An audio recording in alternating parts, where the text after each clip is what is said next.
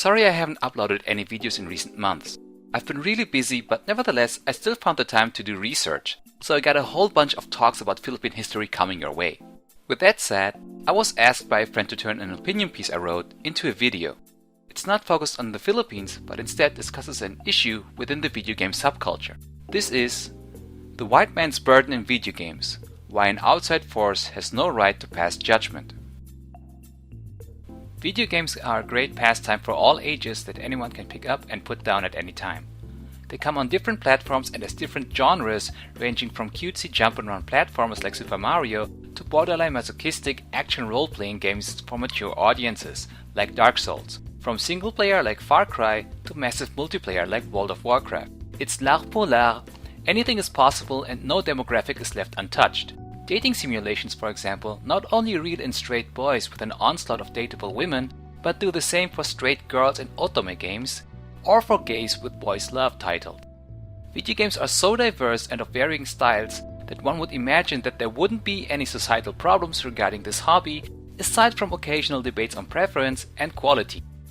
Sadly, since around 2012, a lot of outcries of misogyny and sexism have been circulating due to North American pop culture critics on North American social media services.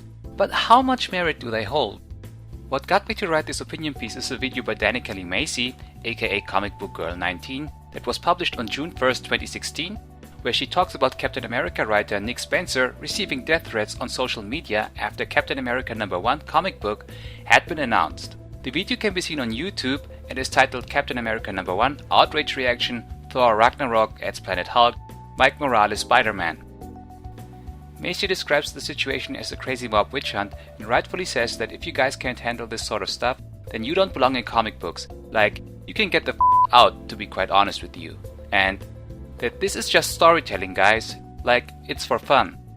She further states that she thinks a lot of people who are upset are people who don't even read comic books in the first place. They're just people who are familiar with the movies and, familiar with these characters as ideas, not as actual living, breathing characters in active continuity.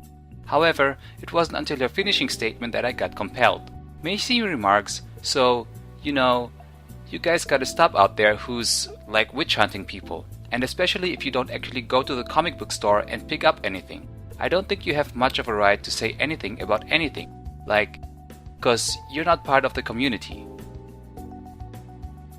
Even though I believe that among these threats might be a few teenagers who don't really mean it and got carried away by their emotional investment, Macy's last statement is surprisingly similar to what some video game enthusiasts say regarding the abrupt climate change within their own fringe group. They feel that because comic books and video games were supposedly moved from the periphery to the center of pop culture and consumerism in the early 2000s, suddenly audiences who don't participate in the medium are demanding to dictate the direction this pastime is going. Starting with the angry video game nerd and Let's Plays, video games took over the internet and social media by storm. But it wasn't until around 2012, with the advent of feminist frequency, when a new, vocal, pretty much almost exclusively Anglican group of pop culture critics and entourage joined in on grand scale and decided to comment on nerd culture. Even if they obviously do not associate with it, are rarely seen engaging in it, and have little to no interest in directly interacting with the community. They just joined this new hip in crowd to redirect attention to themselves and a narrative that has almost nothing in common with the actual demographic. Anita Sarkeesian, for example, criticizes Bayonetta, stating that the game is basically a choose-your-own patriarchal adventure porno fantasy.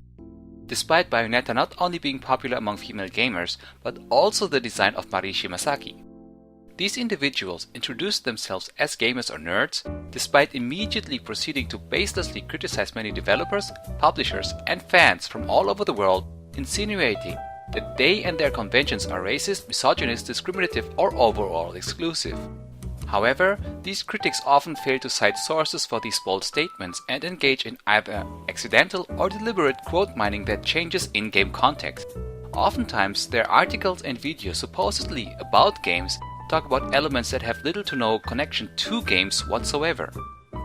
Instead, they focus on allegations of sexism or lack of gender identity. This is very sad, as the broader truth to the community and companies behind gaming looks very different, And if more actually got to know this gaming subculture, their views would certainly not look like that. Video game players are a wide number of people from across the globe, and generally, the community is very welcoming with only two things they care about: fun and skill. This is escapism after all. That's why it's perfectly natural that one of the most renowned and idolized tournament players worldwide is Kayu Sato, aka Kayu Police. She's a transgender model and also one of the top-ranking Street Fighter players out there. Everyone in the fighting game community looks up to her skill, and she gets lots of cheers whenever she shows up at big tournaments like EVO. If the community were truly excluding transgenders, this wouldn't be the case. If women weren't part of gaming, and if it were actually perceived by its members as a safe male space, as Jim Sterling describes it in one of his videos, no one would care about Jennifer Tan's Street Fighter matches. Listen to Marie-Laure Norandres talks about Dead or Alive game mechanics, read Liana Kurtzner's articles, follow Kite-Tails and Flex's escapades, or let girls like Yellow Killer Bee even run at HDQ. But they are there, because generally speaking, there is no discriminatory wall. Anyone is welcome to join and participate, and these are not isolated cases. When playing competitive games online or talking about gaming trivia, I regularly get my butt handed to me by girls. The gaming subculture is also not just home to transgender and biological girls. Half Coordinated is one of the most beloved speedrunners despite being unable to use his right hand. However, no one in the community cares about that. That is the beauty of this subculture. People can be themselves, anyone can join, because players care about gameplay. Most are also interested in a person's skin color, like mine, or age, as Shirley Curry certainly proves. If anything of this sort would matter, no one would be interested in Salman Rushdie's love for Super Mario World. So where do these cries for misogyny and discrimination come from? And why are these pop culture critics who perpetuate them not seen actually engaging with the community? Never spotted participating in cosplay, and never show up at conventions or tournaments. Video games already transcend so many immaterial conventional borders. They've always transcended these borders. Of course, there are always some who behave like pricks, but they are the minority.